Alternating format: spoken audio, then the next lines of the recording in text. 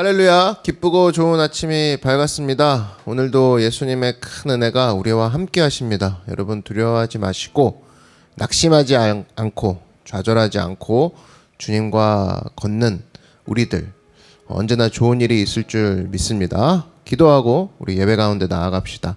사랑의 주님 감사합니다. 우리와 함께 가시는 예수님 언제나 기억합니다. 우리가 동행하는 것이 두려움과 무서움 또 걱정과 염려가 아니라 우리와 함께 하시는 분이 훨씬 더 크신 세상을 이기신 분이라는 것을 기억하며 죽음을 이기신 분이라는 것을 기억하며 담대하게 나아가 승리하는 믿음의 귀한 자녀들 되게 하여 주시옵소서. 예수님의 이름으로 기도드렸습니다. 아멘. 함께 하나님 말씀 보겠습니다. 열왕기하 11장 1절에서 21절 말씀 보겠습니다. 열왕기하 11장 1절에서 21절 제가 봉독하겠습니다. 아하시아의 어머니 아달랴가 그의 아들이 죽은 것을 보고 일어나 왕의 자손을 모두 멸절하였으나 요람 왕의 딸 아하시아의 누이 여호세바가 아하시아의 아들 요아스를 왕자들이 죽임을 당하는 중에서 빼내어 그와 그의 유모를 침실에 숨겨 아달랴를 피하여 죽임을 당하지 아니하게 한지라. 요아스가 그와 함께 야훼의 성전에 6년을 숨어있는 동안에 아달랴가 나라를 다스렸더라.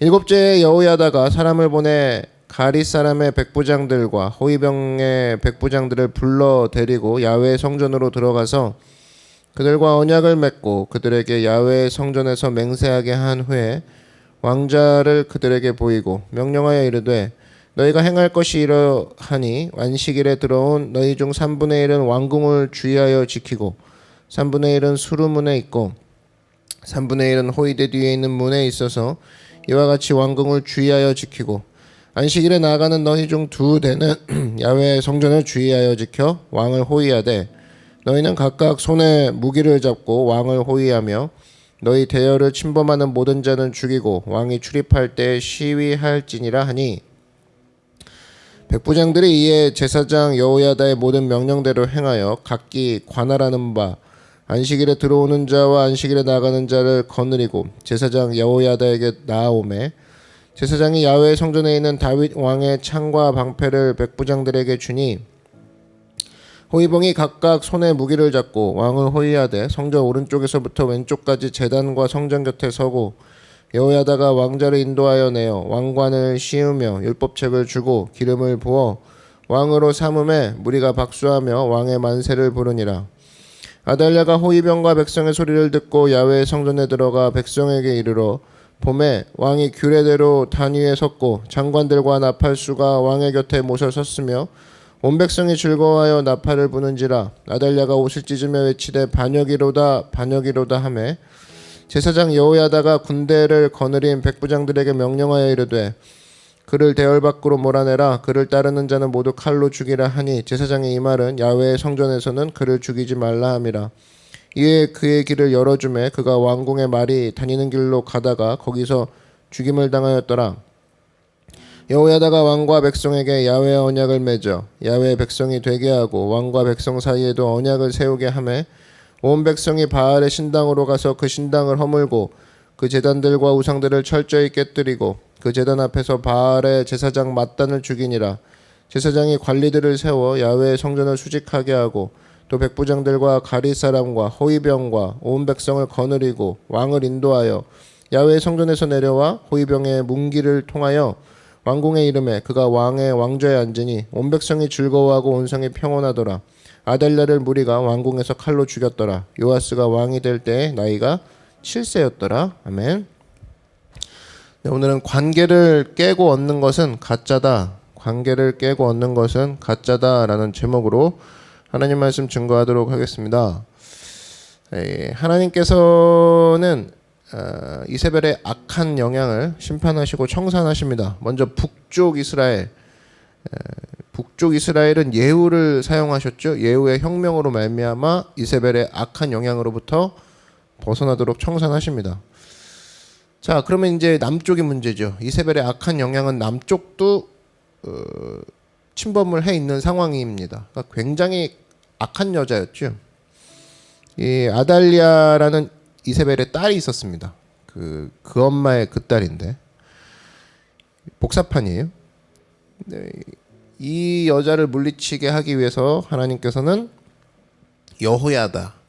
여호야다라는 제사장을 통해서 남쪽을 정화시키십니다. 오늘 이 남쪽 유다의 청산 작업 어떻게 되는지 살펴보겠습니다. 내용은 이렇습니다. 아하시아가 죽었어요.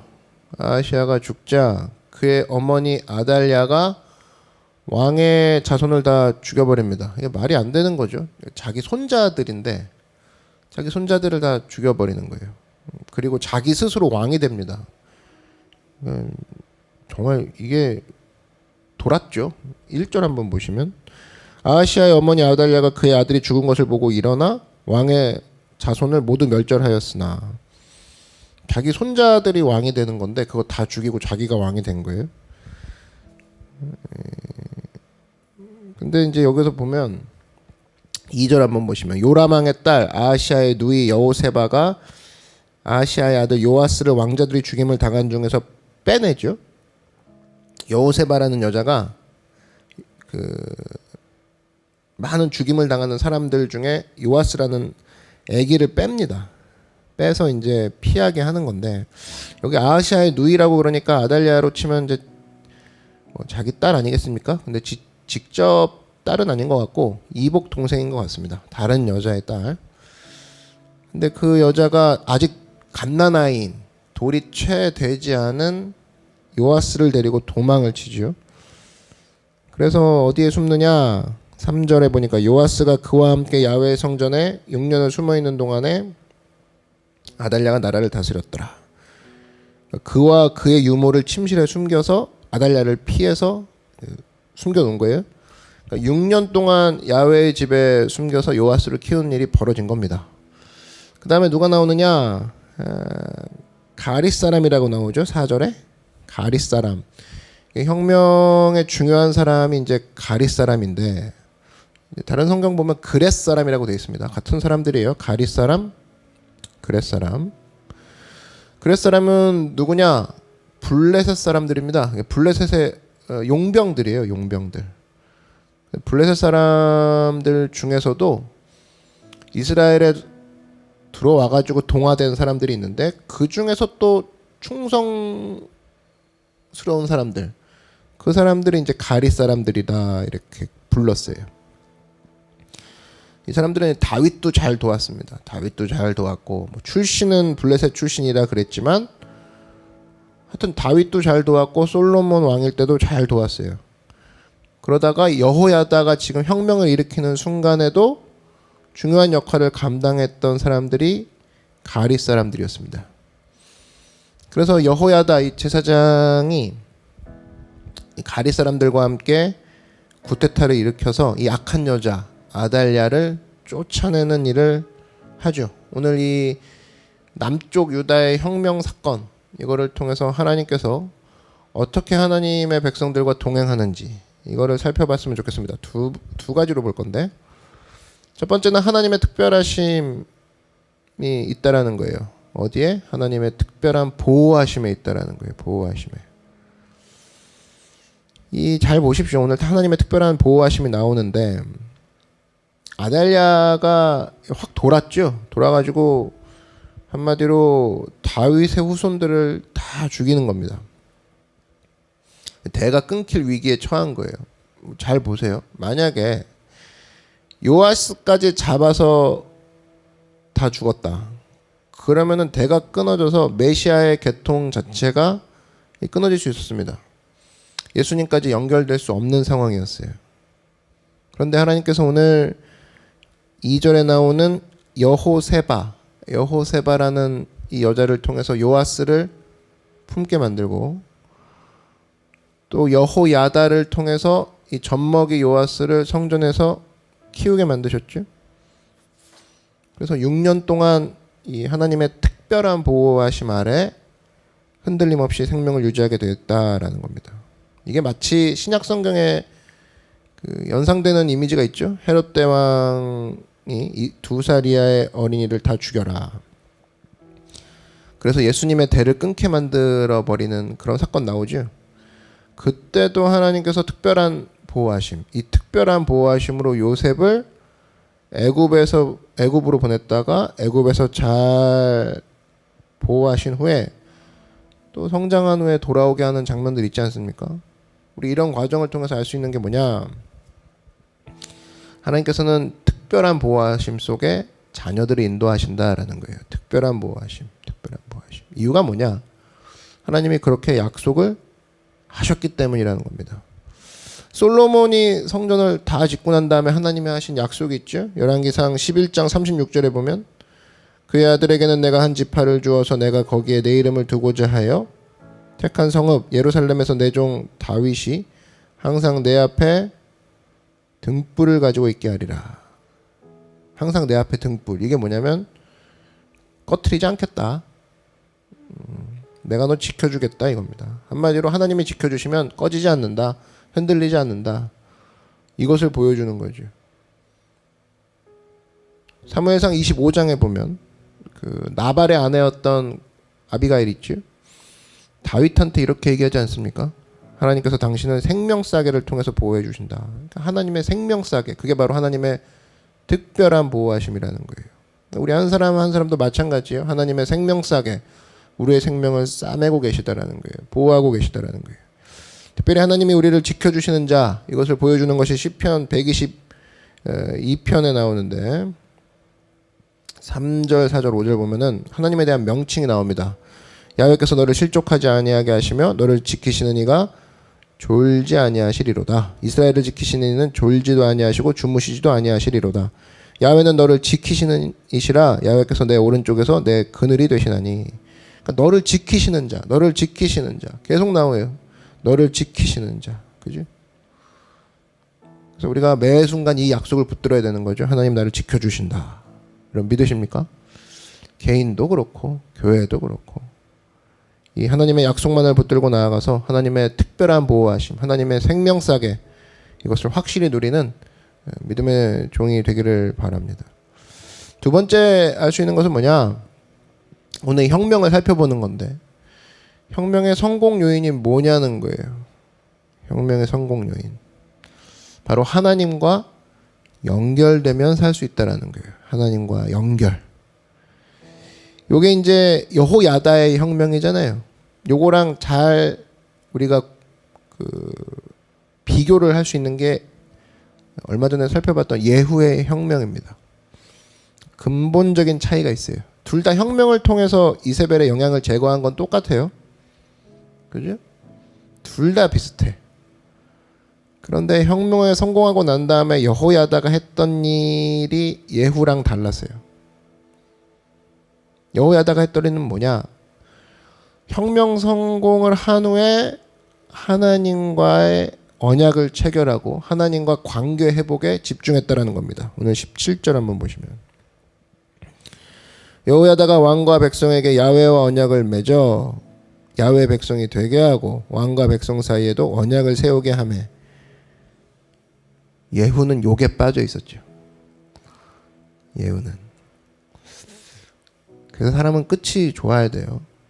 이 예후는 혁명의 완성이 끝이라고 생각하고 교만해졌죠. 그리고 망했고 이 여호야다는 나의 끝은 혁명이 아니다. 나의 끝은 하나님과 관계 회복이다. 그래서 하나님 나는 주님의 백성입니다. 주님의 은혜와 권능을 우리에게 부어주시옵소서.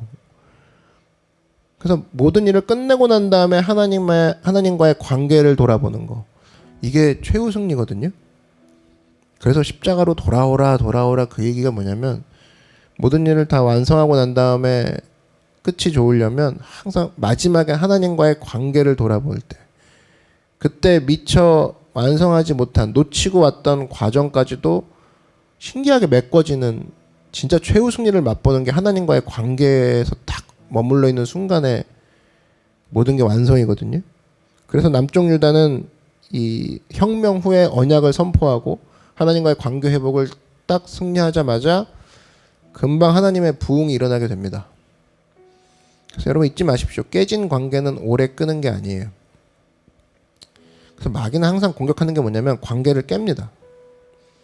하나님과의 관계도 깨지게 만들고 성도와의 관계도 깨지게 만들어요. 그래서 하여튼 관계를 깨는 걸로 시작해요. 선악과 보십시오. 하나님과의 관계를 깨는 걸로 시작하죠. 아담과 하와가 선악과를 얻었을 수는 있어요. 몇 조각 넘어갔겠죠. 근데 그거 얻고 관계 깨지는 거잖아요. 하나님과의 관계가. 그 둘 사이의 관계도 예전 같지 않잖아요. 뭐 벗은 것을 보고 부끄러워하고. 그게 인간이에요. 눈앞에 이익을 얻기 위해서 관계를 깨버리는 쪽으로 마귀는 다 그렇게 흘러간다니까요. 이세벨의 문제가 뭐였냐? 나봇의 포도원 얻으려고 모든 관계를 끊어버리죠. 그죠? 거짓말해도 된다는 거 보여주고 살인해도 된다는 거 보여주고. 그래서 관계를 깨면서 뭘 얻어버리겠다. 마귀의 메시지라는 겁니다. 전부 다 그래요. 예수님한테 광야에서 마귀가 시험했던 거 보십시오. 전부 다 앞에 있는 걸 얻으려고 하나님 무시하라고 그러고 말씀 무시하라고 그러고. 그런데 오늘 여호야다가 혁명을 성공해서 이제부터 했던 일이 뭐냐? 정반대 일을 했죠. 하나님과의 깨진 관계를 회복하기 시작하고 성도와 성도의 관계를 회복하기 시작하고 언약을 선포했다. 그게 뭡니까? 제사장과 왕의 관계를 회복하고 모든 관계를 회복하는 쪽으로 가더라. 그게 여호야다의 혁명이었다라는 거예요. 그게 예후랑 다른 점입니다. 그래서 우리도 잊지 말아야 됩니다. 이 땅 살다 보면 알게 모르게 관계가 깨질 수가 있어요.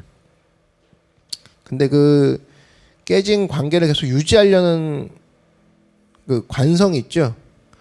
깨진 상태에서 그냥 계속 오래 가는. 그러니까 어떻게 되겠지. 어떻게 되긴 뭐가 어떻게 돼요. 나중에 반드시 이게 영향이 있다고. 그 왜 그렇게 되느냐? 깨진 관계 속에서도 열매를 거둘 수 있어라는 착각 때문에 그렇거든요. 우리가 잊지 말아야 될 게 그겁니다. 항상입니다. 항상. 깨진 관계는 한시라도 빠르면 좋아요. 속히 회복하는 게 중요합니다. 오늘 이 하나님과의 관계를 회복하고 난 다음에 우상을 타파하죠. 그리고 한 걸음 더 나아가서 말씀을 회복합니다. 그러니까 전부 다 관계 회복의 연장선인데 18절 한번 보시면 온 백성이 바알의 신당으로 가서 그 신당을 허물고 그 제단들과 우상들을 철저히 깨뜨리고 그 제단 앞에서 바알의 제사장 맏단을 죽이니라. 제사장이 관리들을 세워 야훼의 성전을 수직하게 하고. 그러니까 이제 어디로 넘어가냐면 혁명이 마무리됐죠. 그 다음에 관계를 회복하는 그 중심이 어디를 향하면 말씀의 회복으로 넘어갑니다. 결국 관계 회복은 말씀 회복이거든요. 꾸준한 말씀의 공급이 있게끔 백성들을 인도하더라. 반면에 북쪽 이스라엘 예후는 어땠냐? 일단 성급했죠. 오늘 여호야다의 혁명 내용을 보면은 굉장히 용의주도한 부분이 많이 나옵니다. 점진적이에요. 너희는 이렇게 하라. 너희는 저렇게 하라. 대열로 들어오는 자는 죽이라. 뭐 이런 얘기가 쭉 나옵니다. 반면에 예후의 혁명은 폭력적이었습니다. 그러니까 여호야다의 혁명은 말씀을 공급하는 것이 목적이었어요. 다르죠. 근데 예후의 혁명은 자기 이익이 목적이었어요. 불완전한 개혁이 되었다라는 겁니다. 왜냐하면 바알의 우상들은 다 파괴를 한 것처럼 보여도 결국에 예후는 단과 베델 사이에 있는 송아지 그 우상은 제거하지 않았어요. 왜? 자기 권력을 유지하기 위해서. 예루살렘 쪽으로 남쪽으로 사람들 내려가는 거 방지하기 위해서 중요한 우상들은 남겨뒀다고.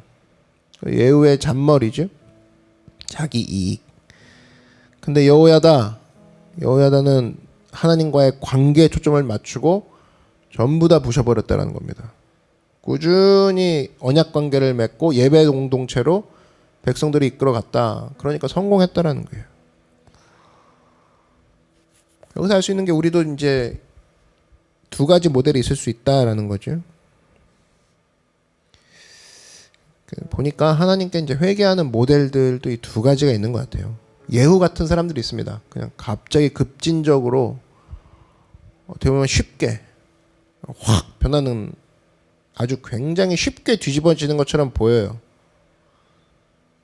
근데 그 뿌리를 이렇게 보면은 자기 이익이 있고,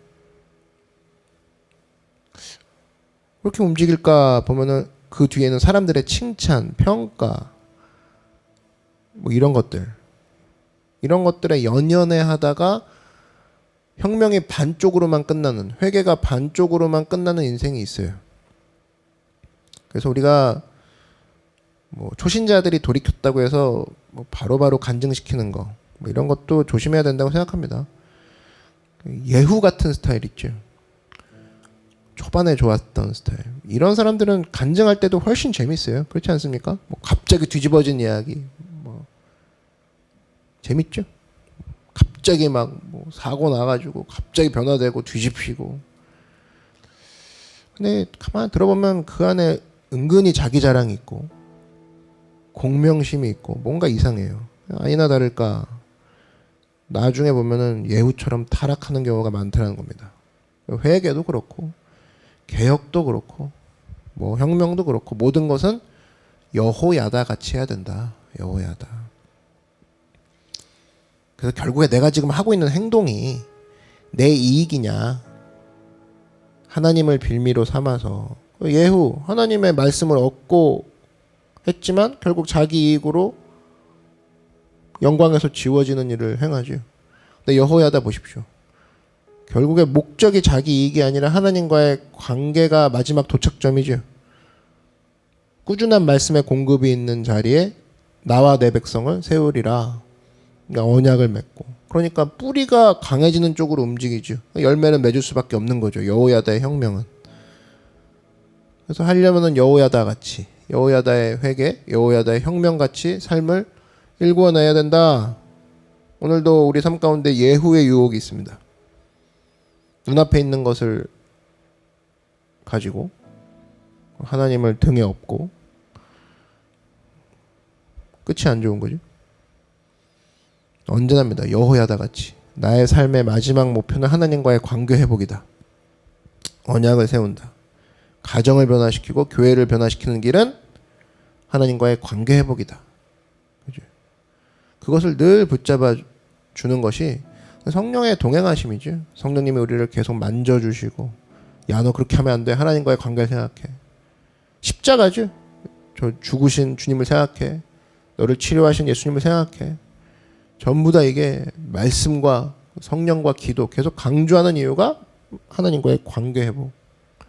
그게 우리의 혁명의 마지막 도착지라는 거예요. 여호야다가 우리의 모델이 되어야 된다는 겁니다. 언제나 삶 가운데 모든 목적, 오늘의 사는 목적, 말씀 회복, 관계 회복에 두고 하나님 가운데 큰 승리를 거두는 여러분 되길 바랍니다. 기도하겠습니다.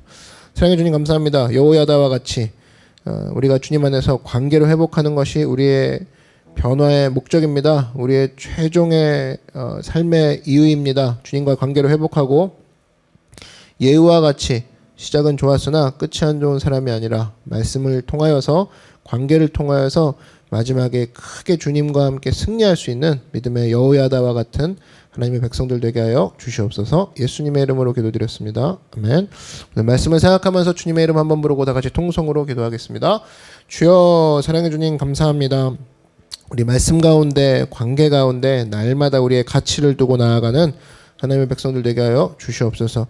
아버지, 우리가 주님과의 관계 회복이 최우선입니다. 십자가 앞에 나아가 성령님과 함께 나아가 우리 삶 가운데 자기 이익에 눈에 어둡지 않게 하시고 하나님과의 관계 회복 가운데 눈을 뜨고 그것을 통해서 날마다 주님이 주시는 하나님의 참된 변화, 주님이 주시는 참된 새로움을 맛보며 나아가는 믿음의 귀한 백성들 되게 하여 주시옵소서. 할렐루야, 할렐루야, 할렐루야.